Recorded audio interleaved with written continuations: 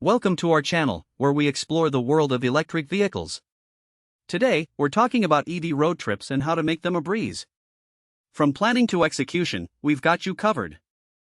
First things first, you need to plan your route.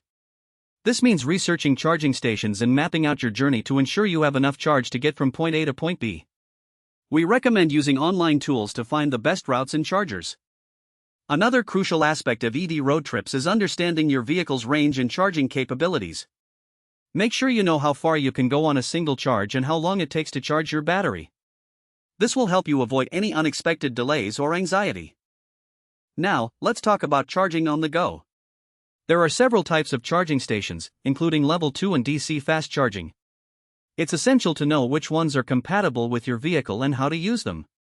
We'll cover the basics and provide some helpful tips.